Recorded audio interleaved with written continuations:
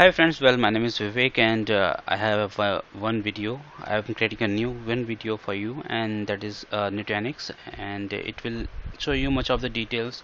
What exactly the Nutanix is? Nutanix is a one complete box where you can uh, define lots of storage and some network components and compute devices, which can bring you and provide you an infrastructure where you don't need to go and run a cable or replace the hard drive and look for the sectors and other thing, and then look and changing the memory, and it will be a new infrastructure, complete one box, having everything in a one box will give you all the things at your premises. So that is called Nutanix, and I'll show you the home page and the dashboard how Nutanix look like. It's the Nutanix. This is the hypervisor summary, and Nutanix runs on AHV. It's a it is our own application for the Nutanix, and it runs on AHV, and this is the AHV version which is running at present. And we have a storage, and you can see the storage summary, and we still have 21 terabytes of storage, this full of capacity, and the one which is used and having a free space, that is 16.17 terabyte. Still we have a good space available, and 83 virtual machines has been provisioned, and some of them they are in HA mode. You can see 67, and we are running 3 hosts in a one cluster, that is called a block, and this is our model number NX 1065G5, and this is the cluster CPU uses. Now at present 94% of the CPU which is running at present, and 72% of the memory currently running on it. And some of the warning and everything, you can see warnings on warning cluster critical events, and some warnings on the host level and the VM level and the disk level. If you wanted to dig into that, you can click on VM, and then it will pop up, show you everything, how is the performance of the VM and how is the health.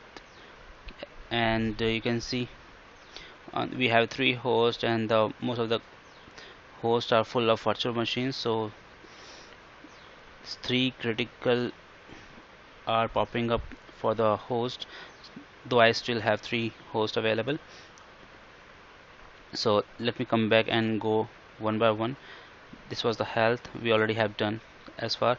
So let me come to the virtual machine, and this is the virtual machine. Everything is popping up same thing, and it will show you 208 provision CPUs, and we have a 472 gigabyte of provision memory.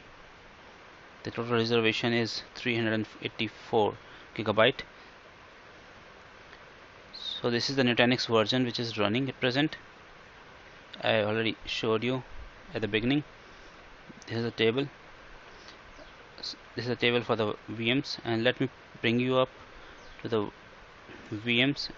Under table, I will remove this one, and it will pop up every virtual machines are running on the Nutanix.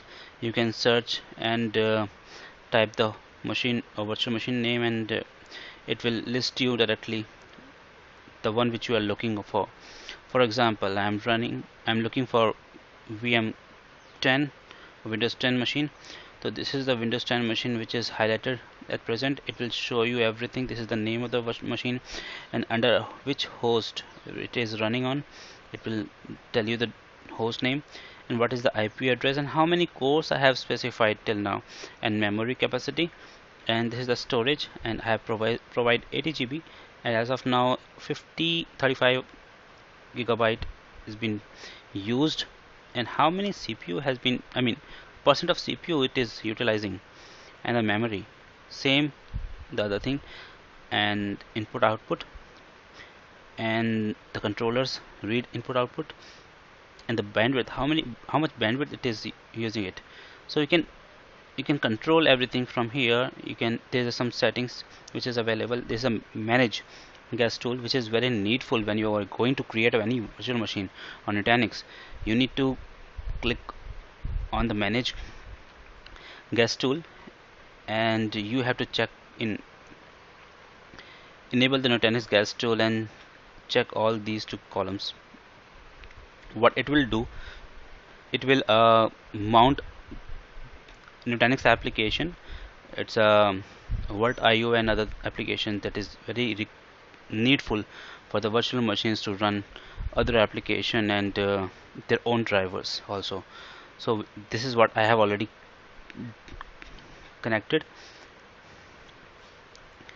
and if you wanted to see virtual machine configuration, you can just I mean if you wanted to launch virtual machine on the Nutanix console, you can just click on launch console. It will pop up directly here, and it will ask you to enter your credential, and you can start working on directly, right? So let's see who was logged in. This was me. And if you wanted to power off, you can click on here and do the other requirements. I click on power off. It will give you some of the options: power off cycle, reset, guest shutdown, and guest reboot. So according to your need, you can specify and perform your activities.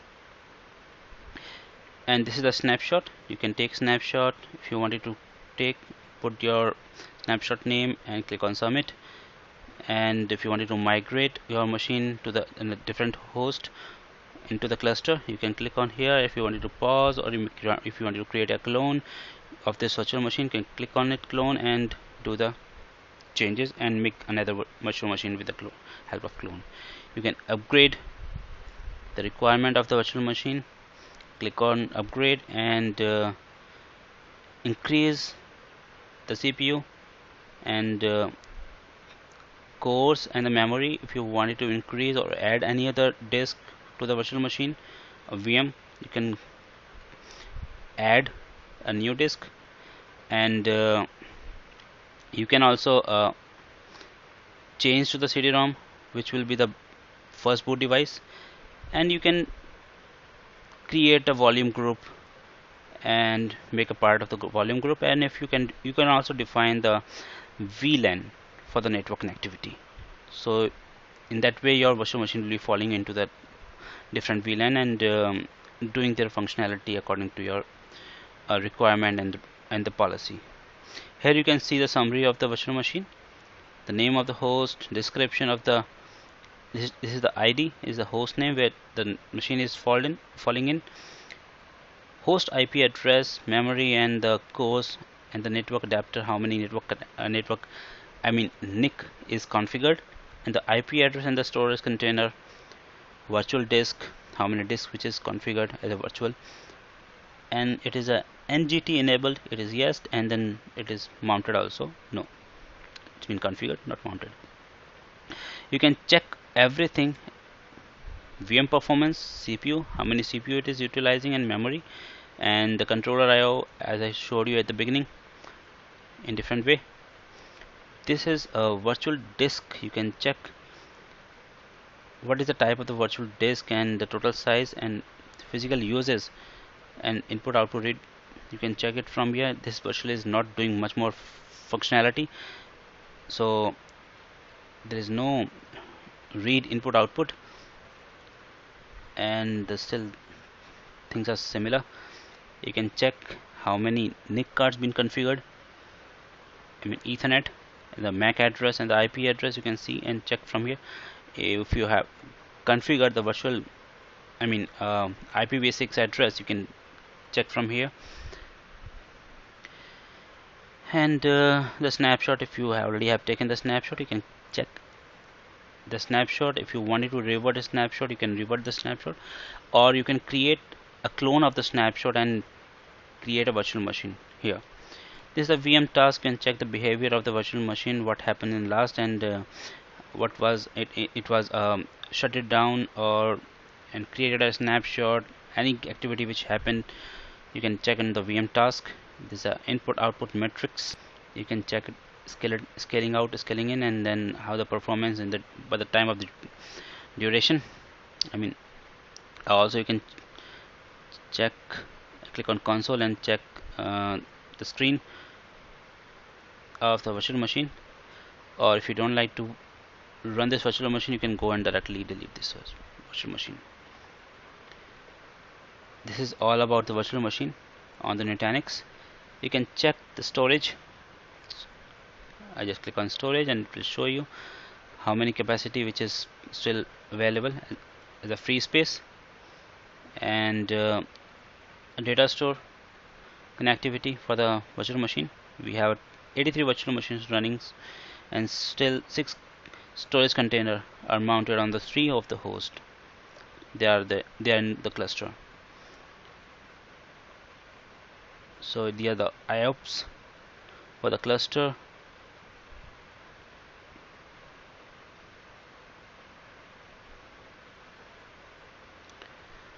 Not much of the information.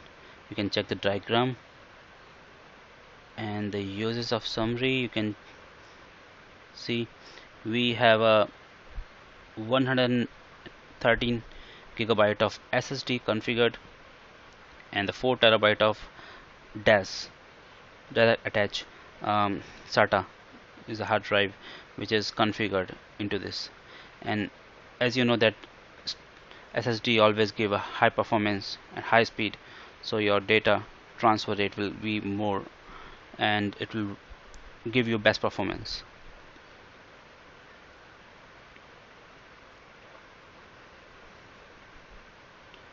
Network. Under network you can see we have a few VLANs configured. We have created a one VLAN for the DMZ for the other network, and TNX is a default VLAN, so we are not using it. We have two different VLANs or three different VLANs which we have created. One is for the production. All the production virtual machine or servers are running into that. They are doing productivity in terms of SQL and other aspects of the servers. And we have also some VDI configuration. We also have a VDI, and all the VDIs are running on Citrix. So we have specified one VDI VLAN, that is a 101, and we also have other VLAN connectivity, and that is still unassigned. So later on we will decide how we are going to use it. So this is the infrastructure. You can see how it is if the 67 virtual machines are running and how they are connected. So the one which some of the machines are connected with the one host, and the other one is second host and third host. So it is not all the hosts are dependent each other. If one goes down, the virtual machine will take over, and it will get migrated automatically into the other host. So these are a redundancy, I can say, and if one goes down, then the another host will take over all the virtual machines, and it will never impact any of the on the virtual machines. Your machine will be running smooth, and end user will not come to know there will be any network connectivity or power loss, and anything goes wrong with the machine point of view. And you can see the hardware, how it is, and how many hard drives are there configured, and every aspects. So these are the three monitored host. It says that you have three hosts as he monitored application itself monitored that we have three hosts available, and the 6 hard drive configured, and the 3 hard drives configured for the SSD. CPU, how many CPU you have, and the memory. So we are running NX 1065 G5. This is the model number of the Nutanix. You can see diagram. and this is how we have a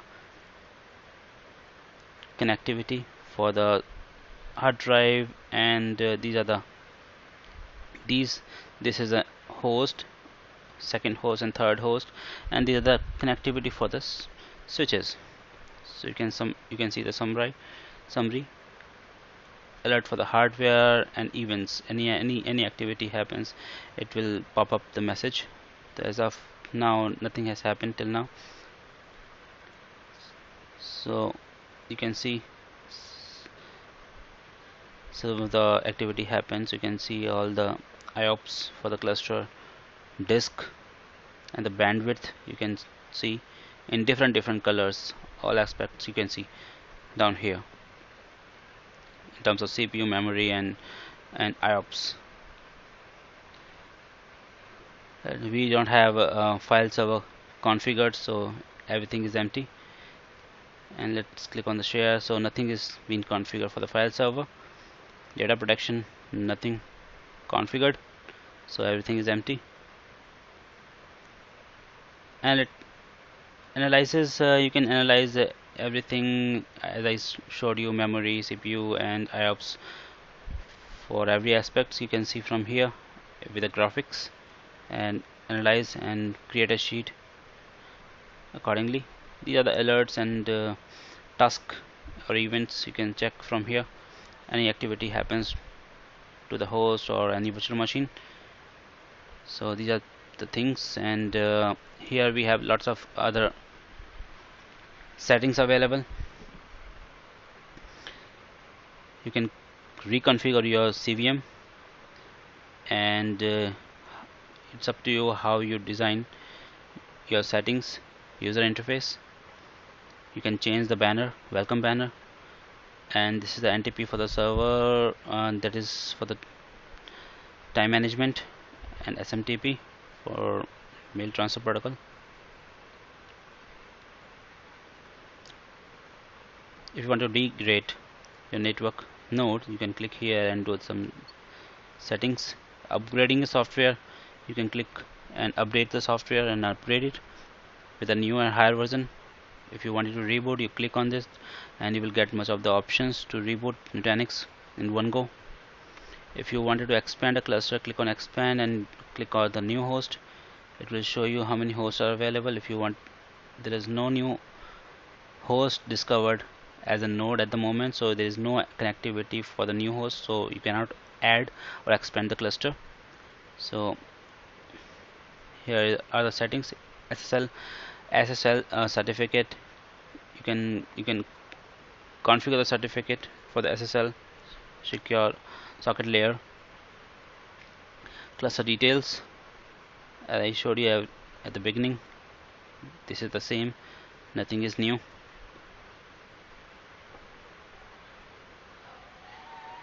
Network switch, you can click on add network switch configuration and do the configuration further.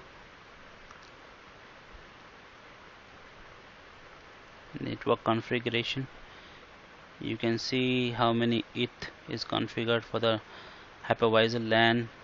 Back panel configuration you can do, and this is the management LAN.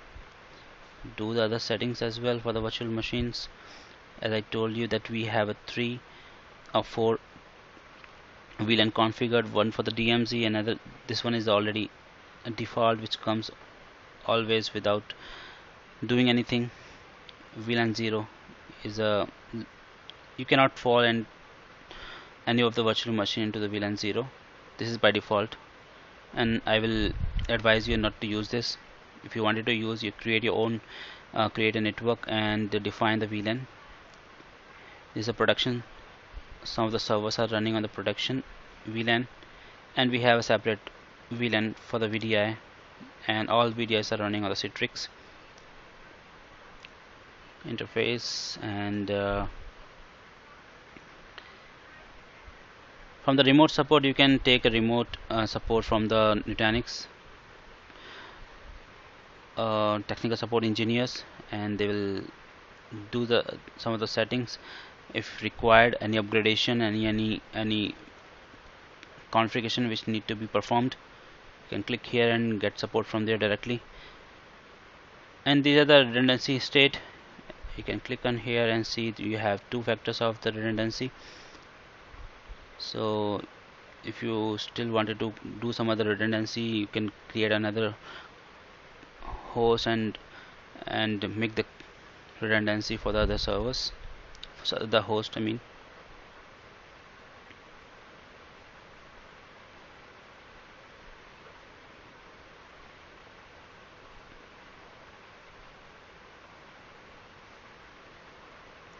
So as of now I am working for the local account. So I have a local account that is Croat, and if you wanted to allow other people to use their authentication method, so you can configure directory services for the Active Directory, and any of the user, if he or she has access for the Nutanix as a administrator, they can type their username and get login into the Nutanix directly.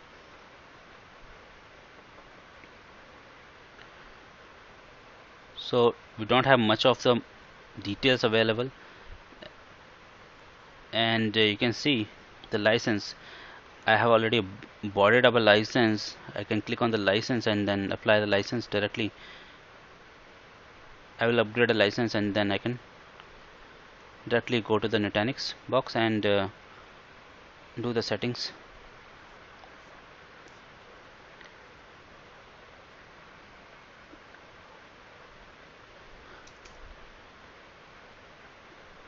And the red pop-up will go away. This one, it says this cluster has a license violation, and the moment I am going to put up enter a license key, it will get away from here, it will get disappear.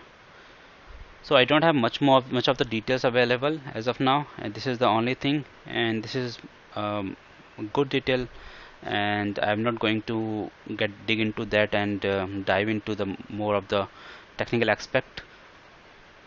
So thank you very much for watching my video, and please subscribe for more videos, and have a nice day. Thank you.